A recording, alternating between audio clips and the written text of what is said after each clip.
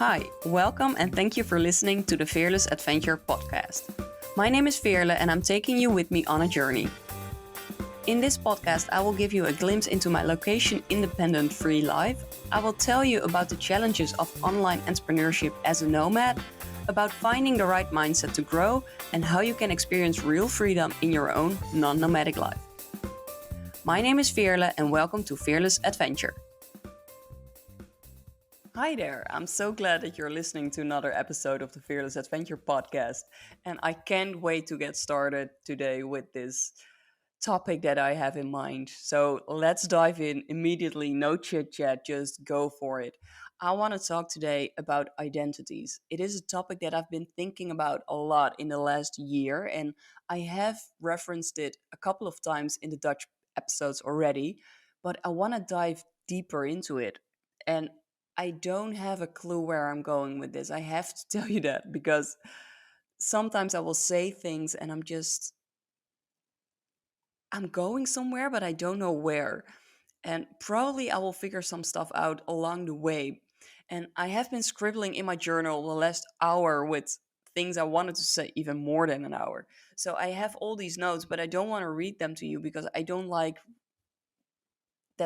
that way of recording a podcast. I just want to talk and take you along on that journey in my head. But yeah, it's such a weird topic to talk about because I think there's a lot of stigma about having multiple identities, because people always think that when you say that you have multiple identities, they always think that it's connected to a disorder, that you have multiple personas, and that that's a wrong thing. But I think we're all different identities. For the longest time, I've been the Girl Scout, but I've also been the artist. I've been the festival organizer. I'm the digital nomad, but I'm also the coach. I am the paddleboard girl. I've been the girl on the race bike. So I have all these identities that I'm connected to and that people connect me to. Because in the end, that's all an identity is. It's the beliefs that we connect to a person or a type of person, even because the I just called myself a couple of identities, but it's not me. It's part of me. And all those identities together make me. And when I say Girl Scout, you probably have an image in your head how a Girl Scout should look or behave because you have thoughts, opinions about it. So that's the first thing I want to say, that you just have to be aware of that an identity is good, it's not bad, and it's just the way you think about a topic. And I want to talk to you about how things can be connected to your identity. And I have been rambling about this in the last hour and writing about it, and I'm not still sure where I want to take it, but let's go back into 2012. I was working in a rehab center, and one of my clients saw me outside of therapy on my bike. And at that time, I was riding my race bike. And for me, it's important that you guys know that at that time, I wasn't someone who was always driving a race bike. I had multiple bikes, and that day I just chose to drive my race bike. And when he saw me, well, later when we were in session, he told me that he saw me, and he called me a hipster. And I didn't like that because of the associations that I had with the word hipster. For me, a hipster was someone that was doing the new stuff just because it was new, or someone who was wearing weird clothes just to stand out for the sake of standing out. So I had this negative association with being a hipster, even though being a hipster isn't bad. And I completely believe that people saw me as a hipster back then, even though I wasn't, in my opinion. But he connected that bike to the identity hipster. And for me, the bike was just my day to day transport, because in the Netherlands, we do everything by bike. And the reason why I used my race bike that day was because it's light and I needed to lift it to park it somewhere. So it was just pure practical. And the only reason I bought that race bike was because it was a bargain to, and I couldn't resist it. It was, I saw it and it was really cheap. I still believe that it was a scam. I'm not sure how, but it was 10 or 20 euros for a bike that wasn't broken. That's crazy. So it's, I don't know how someone could have sold it for that price, but I saw it and I just needed to have it. Because when I was little, I was driving a bike like that. My mom had that bike years before and she didn't use it anymore, and I needed a new bike. So it made sense that I took that bike and I drove it for a year or two when I was 12 or 13, something around that age. And I, I have strong memories about that bike, even though I didn't really like that bike at the time. Now I do love my race bike. But for me, that bike was just my day to day transport. I had other bikes. And for me, that bike wasn't part of me at that point. But he associated that bike with a hipster and called me a hipster, even though he knew me months before that. But then on that day, he called me a hipster and I was offended by it. And I think that's so weird, but that's just the beliefs we have about a certain word, a certain type of person. And the funny thing is that now, years later, that bike is part of my identity. So when he would call me a hipster right now, I would totally understand it because that bike is part of the hipster scene, or at least it was part of the hipster scene. So now I would understand it because the bike is part of me. And I want to tell this story, and I'm not sure how it connects to everything. So I hope I figured it out when I'm telling you that. But I used my bike to prove to myself that I wasn't sick. You might have heard it in a previous episode, but I've been diagnosed with chronic fatigue syndrome years ago in 2006. And to this day on, I believe that it was a misdiagnosis. It was a depression or a burnout, but it's not that I truly am chronically ill, because I'm not ill right now and I haven't been for years. And I have been proving myself that since 2016 by biking from Utrecht to Amsterdam. It's a 40 to 60-kilometer bike ride, depending on which route you take. And I decided to do that one day because I wanted to do it for ages. I wrote it down on my bucket list in 2005: drive my bike to Amsterdam, just for the sake of proving that I could do it. Even though back in that day, 2005, I wasn't that ill yet. I was ill, but I didn't have the diagnosis yet. But it was on my to-do list, and I wanted to do it. I wanted to prove to myself that I wasn't sick. So one day I took my bike, I drove it to Amsterdam, and I loved it. I was broken after it. I was so tired. I couldn't function for a day or two, but it was worth it.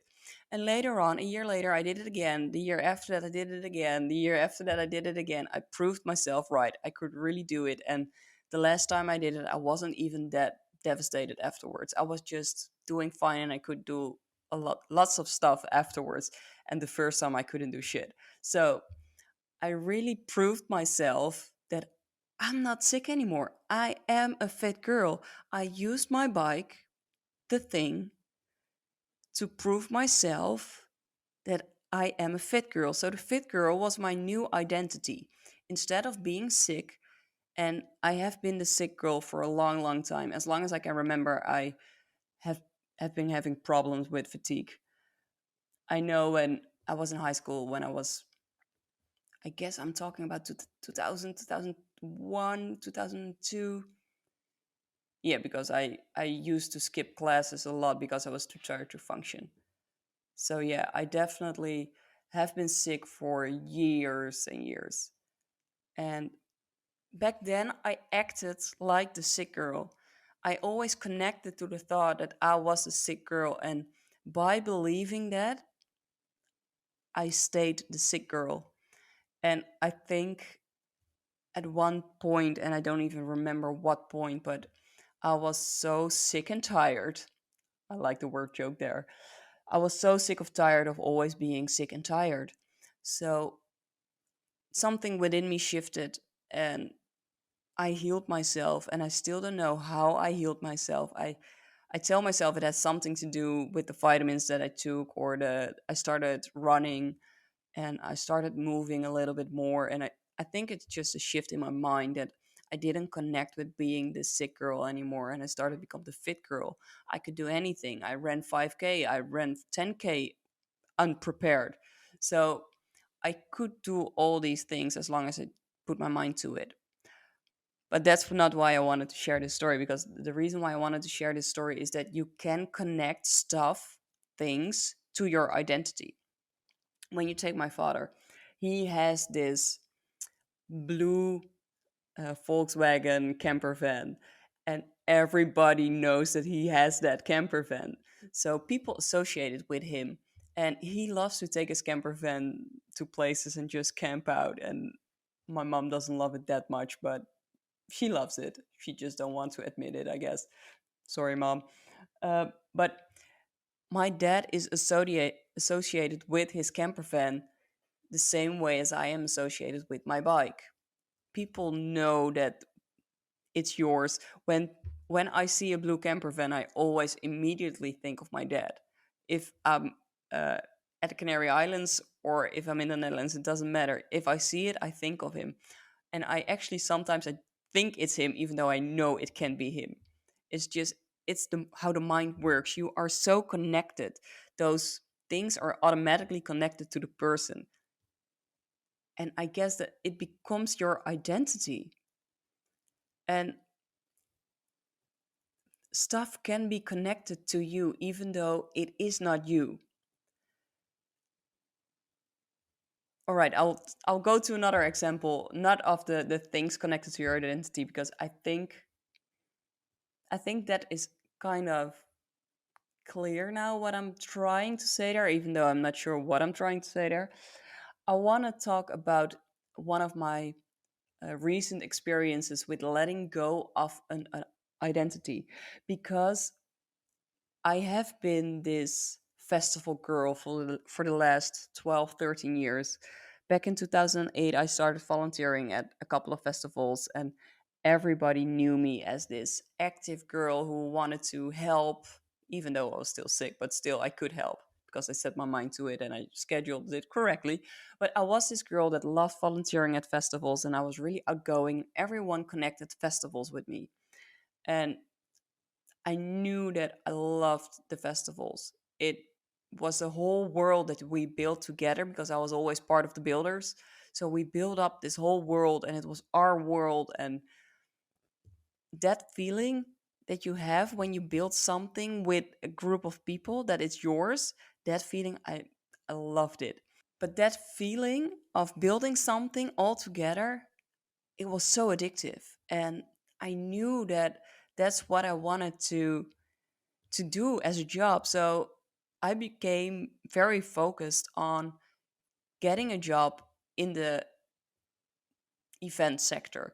So I had a side job when I was studying to organize events, and after that I started working at festivals, and I have been this festival girl for years. And at some point it didn't feel right anymore. I was so tired of working towards something, to this big peak, and then within a couple of days everything was gone. And I didn't know what I was doing it for anymore, because with my work I was never experiencing the joy of building it all together like I used to have back in the starting days. So I was just doing it because it was my normal, because it was what I knew, it was what I did. And I felt misaligned with the identity that I had, with the whole life that I've designed for myself. So, what I started to do when I noticed that I didn't like it anymore is I started to tell people that I wanted to get out of that life, that I wanted to change stuff. But still, I told people, but I didn't act up on it because I was afraid to let go. I was really afraid to let go. I've been telling people for a year that I wanted to leave, and I didn't. And I made this big announcement to my volunteers that I was quitting the festival world and I would do one more year. And after that year, I decided to do another year. I couldn't let go because it was my identity. I didn't know who I was outside of the festivals. And it scared the hell out of me that I didn't know how I was going to earn my money when I didn't do festivals. And I knew I wanted to travel more because I was doing that already. But I didn't know how to turn that into a proper income. And I already had a passive income because of my Pinterest business back then, but I I didn't feel like I could depend on it. I didn't want that. So I was afraid, and for me it was really a blessing in disguise that the pandemic hit because I was I promised to do another round of festivals, and 2020 was supposed to be my last year. Well, it turned out to be my last year, but not really because of me, I guess, because of COVID. And the why it was a blessing is because at the end of 2019, after my last festival, I was so close to a burnout. It took me 3 or 4 months to relax a little bit. Within those months, I had nightmares when my colleagues would call me for stuff. I would dream about my boss telling me stuff about the festival that I wasn't even working at the time. It I was so connected to it and I took it everywhere, and every time I told someone who I was or what I did, I told them, "Yeah, I'm Veerle. I organize festivals." And you hear it in my voice, the way I say it. "Yeah, I'm Veerle. I organize festival." I wasn't connected to it at all, and everybody would respond with, "Oh, that's awesome. That's the dream life. Oh, you have the dream life." And I was like, "No, it's not a dream life. I'm close to a burnout and I don't like it." But I wasn't motivated enough to really change it because I didn't see a new identity yet. And that's why I'm so thankful for the pandemic, because that way I had to reinvent my new identity. I had to change it. And I did it. I completely changed everything around, and I'm not connected to the festivals at all. I guess I haven't talked to my colleagues in forever. And when they asked me if I wanted to return at one of the festivals that is coming soon, I told them no. And I'm still really proud of that because it has been a long journey for me to let go of that identity. And even though the last festival I worked at is was in March of 2020, it took me till August or September 2020 to remove the festival world from my Twitter bio or my Facebook bio. I was so connected to it. And sometimes you just have to let go, but letting go of an identity is so hard because you believe that that's you, even though you are multiple identities.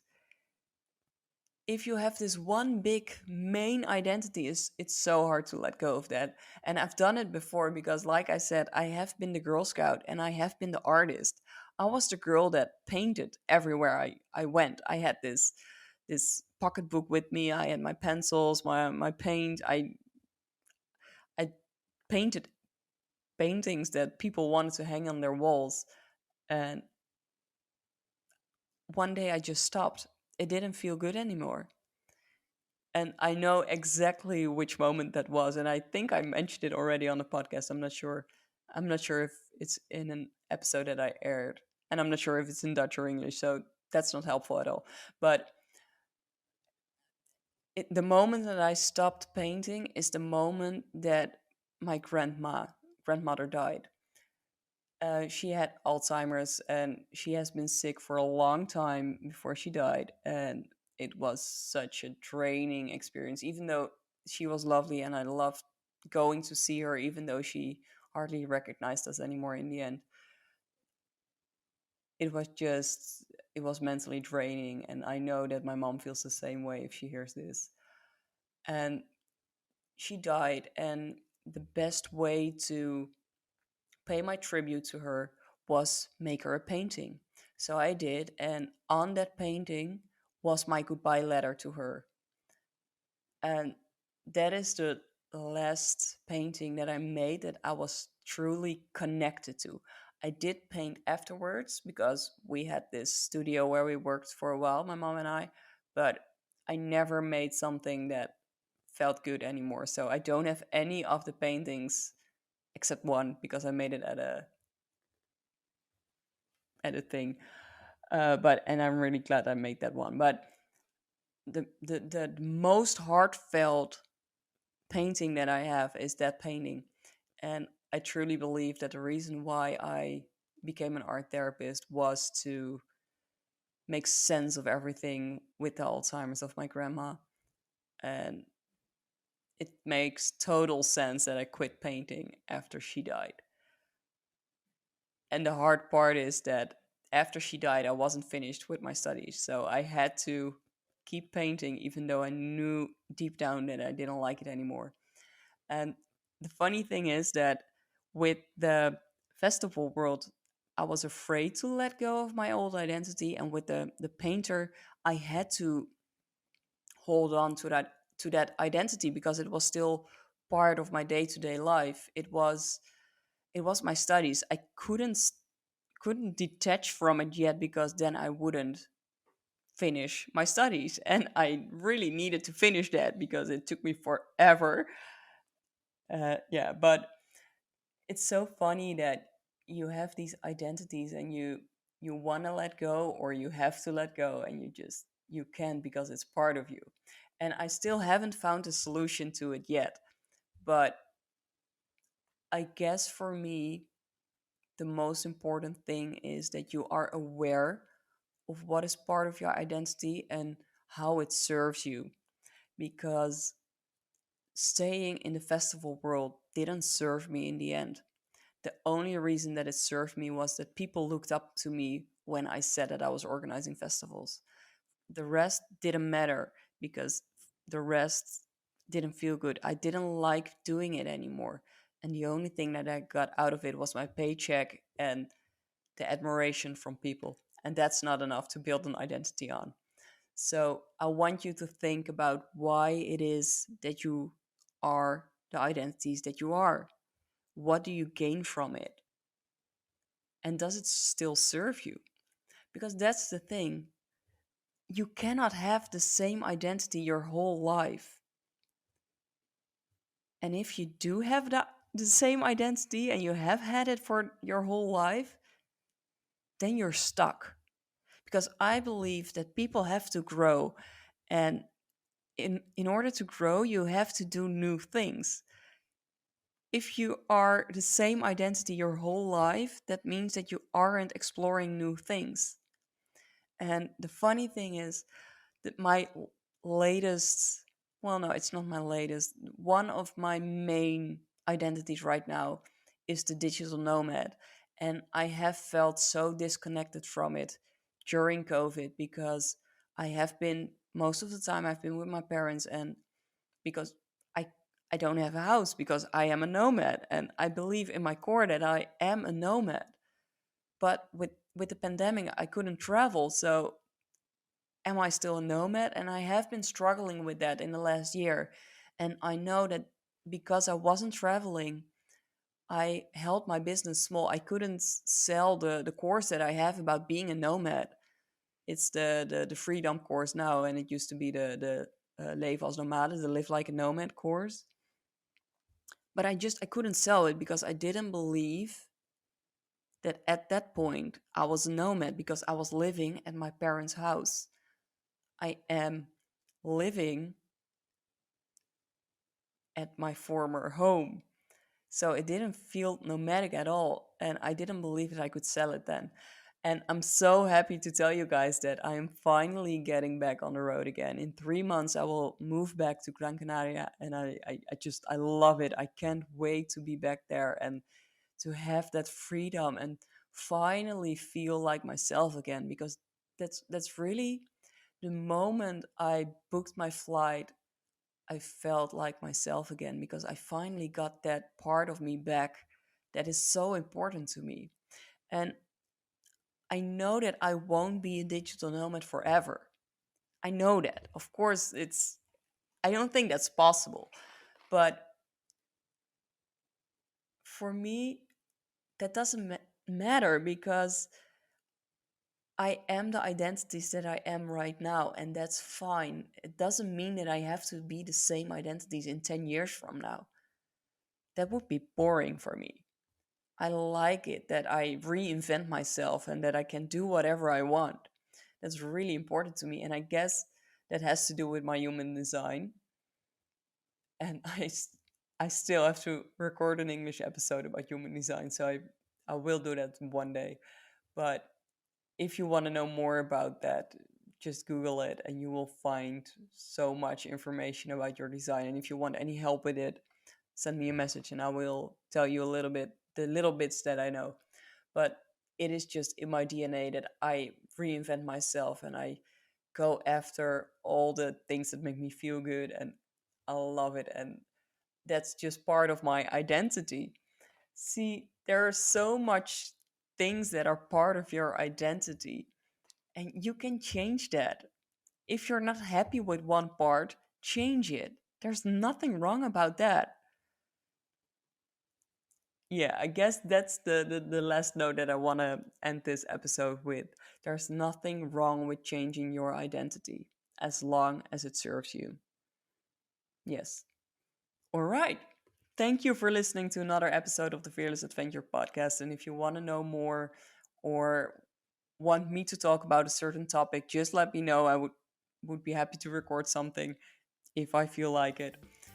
And I will talk to you soon. Thank you for getting along on my journey and listening to another episode of Fearless Adventure. Would you like more information on the topic of this episode? Then take a look at the show notes on fearlessadventure.nl. Give your opinion or want to screenshot this episode on Instagram, you can find me and tag me on Instagram at Veerlez. That is Veerlez. Fearless. Can't wait to hear from you and see you next time.